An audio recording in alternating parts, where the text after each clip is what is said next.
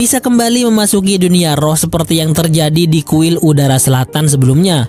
Namun hal itu sangat ditentang oleh Katara karena dia khawatir pasukan negara api yang dicurigai sedang mengikuti mereka sedang mengawasi pergerakan Aang untuk ditangkap. Malam pun tiba. Dan saat latihan pengendalian air, Aang kehilangan fokusnya karena selalu teringat tentang masa lalunya yang indah dan sekarang malah sungguh menyedihkan. Akhirnya dia putuskan untuk secara diam-diam pergi ke kuil udara utara mengendarai apa seorang diri. Saat sampai di kuil itu, Aang bertemu dengan seorang biksu tua yang mengaku dari kerajaan bumi yang sering mengunjungi kuil ini. Seakan sudah tahu kedatangan Aang, dia lalu membawanya ke sebuah tempat paling sakral di kuil ini, yaitu tempat para patung avatar dari generasi ke generasi berada. Namun ternyata biksu tua itu adalah seseorang yang dibayar oleh negara api untuk menjebak Aang datang ke sini. Sesuai prediksi Komandan Zhao yang sudah mengira bahwa Aang pasti akan mengunjungi kuil udara ini. Ya, karena sudah nggak bisa kabur lagi, akhirnya Aang pun dibawa oleh para prajurit itu.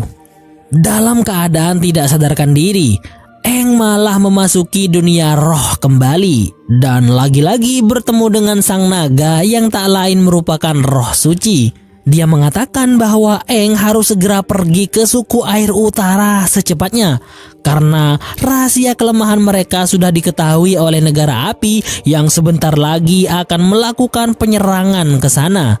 Tak lama kemudian Aang pun tersadar saat mendengar suara seorang lelaki yang tak lain adalah Komandan Zhao. Dia hanya sangat heran kenapa avatar baru muncul setelah sekian lamanya dan kenapa malah berupa anak kecil. Kemudian Komandan Zhao dengan sangat pedenya memberikan pengumuman kepada para prajuritnya bahwa dia akan mengirim pesan kepada sang Raja Api tentang penangkapan avatar yang kemunculannya selama ini sangat ditakuti negara api. Dan sekarang negara api sangat siap untuk menaklukkan seluruh dunia. Namun di sela-sela itu muncul seseorang bertopeng yang secara diam-diam melumpuhkan prajurit penjaga.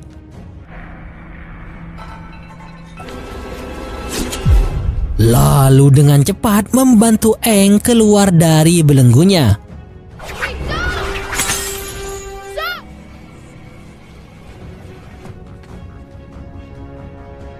Mengetahui Aang telah lenyap dari penyekapannya, para prajurit pun dikerahkan untuk menangkap Aang kembali, yang pada saat itu sedang bersama seseorang bertopeng yang entah siapa dan apa tujuan sebenarnya.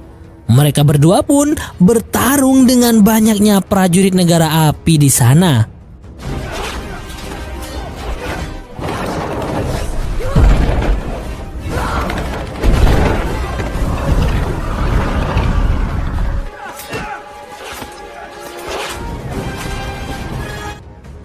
Di tengah sengitnya pertarungan, muncul suara Komandan Zhao yang memerintahkan agar jangan sampai membunuh avatar, karena sama saja hal itu akan memunculkan reinkarnasi avatar baru.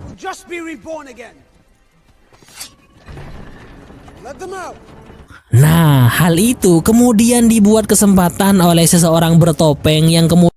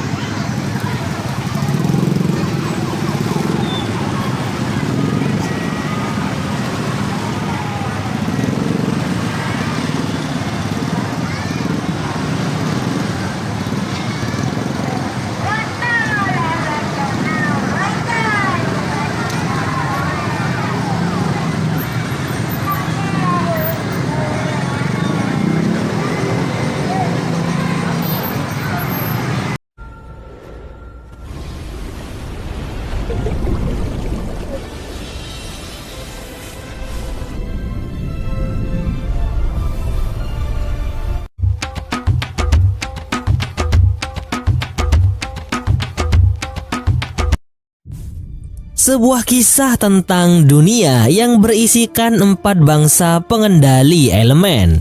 Negara api, kerajaan bumi, suku air, dan pengembara udara. Mereka semua hidup berdampingan dengan damai karena di antara mereka ada seseorang yang bisa menguasai 4 elemen sekaligus menjadi penyeimbang di antara 4 bangsa yang hadir dari kalangan masing-masing bangsa dari generasi ke generasi yang dikenal dengan sebutan avatar. Hanya dia yang mampu berkomunikasi dengan dunia roh. Dan dengan tuntunan roh itulah sang avatar bisa terus menjaga keseimbangan dunia. Namun 100 tahun yang lalu sang avatar menghilang begitu saja. Setelah 100 tahun berlalu, di sebuah daerah dingin di Kutub Selatan terlihat 2 orang remaja kakak beradik yang sedang melakukan perburuan untuk menyambung hidup. Sambil lalu si gadis yang bernama Katara melatih kemampuan pengendalian airnya. Ya, meskipun kemampuannya masih belum sempurna, tapi gini-gini dia merupakan pengendali air terakhir di suku air selatan ini. Ya, hanya dia seorang.